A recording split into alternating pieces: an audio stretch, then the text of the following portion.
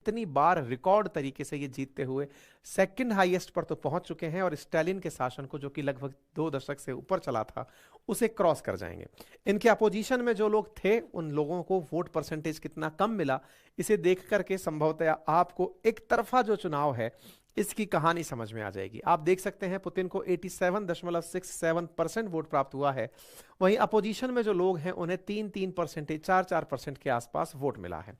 कितना मिलेगा ये इस आंकड़े से देख सकते हैं कि प्रोग्रेसिव तरीके से इनके प्रति लोगों का प्यार बढ़ता जा रहा है, और पुतिन अपने इस प्यार को दिखाने के लिए केवल इतना कहते हैं कि मैं आप लोगों को सोवियत एरा में जो इज्जत रूस को मिलती थी, सोवियत रूस को मिलती थी, मैं आप लोगों को वही इज्जत ले जाना चाहता हूं, वही इज्जत दिलाना चाहता हूं।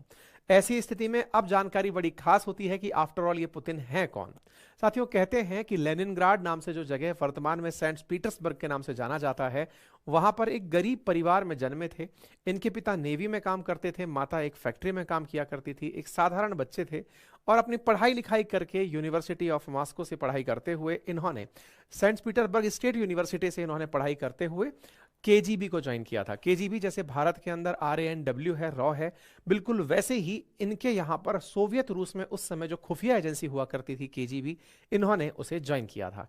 चूंकि यूएसएसआर का विघटन हो चुका था, सोवियत रूस के विघटन के बाद रशियंस के अंदर अपने पुराने दिनों की बड़ी याद थी, यह उम्मीद थी कि सारे के सारे देश जो टूट कर निकले हैं वो वापस आएंगे, 15 देश फिर से एक होंगे। इस सपने को पुतिन ने लोगों को दिखाना शुरू किया। इसके चलते पुतिन ने राजनीति में as a deputy mayor entry करी, और धीरे धीरे राजनीति के अंदर आगे बढ़ते चले गए। डेप्यूटी मेयर से आगे बढ़ते बढ़ते धीरे धीरे राजनीतिक पार्टियों में जब इन्होंने अपना कद बढ़ाना शुरू किया, तो यहां पर जो प्रेजेंट में उस समय पर बोरिस येल्त्सिन नाम से वो प्रेसिडेंट हुआ करते थे, उन्होंने 1997 में इन्हें डेप्यूटी चीफ नियुक्त किया था अपनी सरकार के अंदर। डेप्यूटी चीफ जब इन्हें नियुक्त किया गया, और बाद में 1998 में इनसे कहा गया कि आप इस काम को आगे बढ़ाएं, और उन्होंने पद से, बोरिस ने अपने पद से इस मतलब किनारा कर लिया और पुतिन को आगे बढ़ा दिया। इसी बीच में पुतिन को एक काम दिया गया था, और वो था रूस के उत्तरी स्थान दगिस्तान के अंदर 1500 लोगों के द्वारा हमला करना। और उस हमले के अंदर पुतिन को जिम्मेदारी दी गई थी कि वहां पर कोई और देश अब और नहीं बनना चाहिए। पुतिन को जब ये जिम्मेदारी दी, तो पुतिन ने दगिस्तान के अंदर इस जिम्मेदारी को बखूबी निभाया, और रूस के लोगों में प्यार पाया, यानी कि वो लोग अब पुतिन को सम्मान से देखने लगे थे, जिसके चलते पुतिन को सत्ता की तरफ आगे बढ़ा दिया गया। बोरिस येल्त्सिन ने दिसंबर 1999 में अपने फैसले से इस दुनिया को चेताते मतलब चौंकाते हुए पुतिन को अपना उत्तराधिकारी नियुक्त करते हुए कि राष्ट्रपति जो है वो आने वाले समय में पुतिन रहेंगे, और इस प्रकार से पुतिन को बोरिस ने मौका दे दिया। बस तब से लेकर के आज तक पुतिन रूस के अंदर अपने चीफ के पद पर बरकरार चले आ रहे हैं। बोरिस का द्वारा दिया गया यह पद लगातार रूस के राष्ट्रपति के रूप में पुतिन ने बखूबी निभाया है। 2000 से लेकर 2008 तक रूस के प्रेसिडेंट के रूप में पुतिन काम करते रहे, लेकिन यहां पर राष्ट्रपति बनने की अधिकतम सीमा 8 साल तक ही थी। ऐसी स्थिति में 8 साल बाद क्या करेंगे, उम्र कम थी, तो इन्होंने फिर संविधान बदलने का ही तरीका ढूंढा। लेकिन इस बीच में इनके खिलाफ जिसने भी मुंह उठाया, इसको इन्होंने पीछे धकेल दिया, और एक प्रकार से यह समझिए कि इन्होंने जो भी इनके खिलाफ आवाज उठा रहे थे, उन सबको सेटल करते हुए रहस्यमय तरीके से गायब करते चले गए।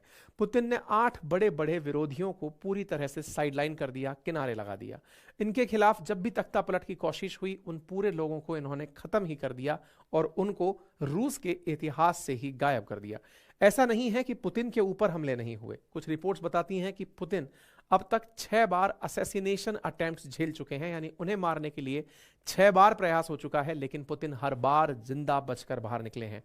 कहते हैं वर्ष 2000 के अंदर रूस ने ऑर्गेनाइज्ड क्राइम की कमर तोड़ते हुए रूसी माफिया पर हमला किया, तो रूसी माफिया ने पलटकर इन पर हमला किया। ऐसे ही उज्बेकिस्तान की ट्रिप पर जब थे, तो उग्रवादियों ने हमला किया। ऐसे ही पुतिन के ब्रेड जैम के अंदर जहर डाल दिया गया, तो इनके साथ भी कईयों बार इन्हें मारने का प्रयास हुआ है, लेकिन पुतिन हर बार जीत करके वापस आए। 2008 में जब 2 बार का अपना कार्यकाल पूरा कर चुके थे, तब इनके लिए बड़ा चैलेंज ये था कि कैसे अब ये खुद वापस से सत्ता में आए। ऐसी स्थिति में इन्होंने अपने एक बड़े करीबी, जिनका नाम दिमित्री मेदवेदेव था, उन्हें रूस का राष्ट्रपति बनवाया और खुद प्रधानमंत्री बन गए। संविधान संशोधन करके राष्ट्रपति का कार्यकाल 4 से बढ़ाकर 6 साल करवाया। 2012 में पुतिन फिर से रूस के राष्ट्रपति बन गए। 2012 से लगातार शासन में रहे, और इसके बाद में 2014 में पुतिन ने रूस की तरफ से क्रीमिया पर, जो कि यूक्रेन का हिस्सा हुआ करता था, उस पर हमला कर दिया। रूस के द्वारा किया गया यह हमला और दमित्री मेदवेदेव का राष्ट्रपति बनना लोगों के अंदर एक प्रकार का रूस के प्रति प्रेम जगा रहा था, पुतिन के प्रति प्रेम जगा रहा था कि पुतिन हमारे देश को वापस से यूनिफाइड करने के लिए किसी देश पर हमला करने से भी पीछे नहीं हटेंगे। ऐसा ही हुआ। रशियन प्रेसिडेंट का कार्यकाल 6 साल तक के लिए बढ़ा दिया गया। 6 साल तक बढ़े इस कार्यकाल में अब पुतिन दोबारा चुनाव जीत करके आ चुके थे, लेकिन इसी बीच में वर्ष 2020 में इन्होंने संविधान में संशोधन करके ही इस संविधान को ऐसा बना दिया कि 2036 तक पुतिन अब राष्ट्रपति रह सकते हैं। यानी कि वो 2 बार का जो टर्म था वो हटा दिया गया और ऐसी स्थिति में पुतिन अब मल्टीपल टाइम राष्ट्रपति बन सकते हैं, वो रास्ता साफ हो गया। इसका मतलब 2036 तक अगर पुतिन राष्ट्रपति रहते हैं तो आने वाले समय में पुतिन जो स्टालिन का शासन यहां हुआ था उसे क्रॉस कर जाएंगे, उसे पार कर जाएंगे। ये उम्मीद की जाती है कि 3 दशकों तक स्टालिन ने जिस प्रकार से शासन किया, पुतिन उससे भी आगे निकल जाएंगे। इसी के चलते फिलहाल जो चुनाव हुए उसमें 87% वोट प्राप्त करके व्लादिमीर पुतिन फिर से राष्ट्रपति बन गए हैं। राष्ट्रपति बनना जिस प्रकार से अपने आप में सुर्खी पाता है, दुनिया के लोग भी इन्हें बड़ा पावरफुल मानते हैं। यही कारण है कि फोर्ब्स ने 2013 से लेकर 2016 के बीच में लगातार 4 बार पुतिन को दुनिया का सबसे पावरफुल पर्सन घोषित किया। दुनिया के रूस के सबसे अमीर लोगों में शुमार हैं पुतिन, और इनकी बेटियों को भी सबसे अमीर बच्चियों के अंदर कंसीडर किया जाता है। तो आप ये खबर देख सकते हैं कि फोर्ब्स ने इन्हें टॉप फोर्ब्स का मोस्ट पावरफुल पर्सन डिक्लेयर किया था। रशिया यूक्रेन जो कन्फ्लिक्ट हुआ वो आज तक रूस को वेस्ट से चैलेंज दे रहा है। यूक्रेन कन्फ्लिक्ट की कहानी में कहते हैं कि वर्ष 2021 के सितंबर में यूक्रेन ने अपना प्यार नाटो देशों के प्रति दिखाया। नाटो देश यूक्रेन में ही युद्ध का अभ्यास करने चले आए। पुतिन ने उन्हें समझाया कि अगर आप ऐसा करते हैं तो आप युद्ध को बुलावा देते हैं।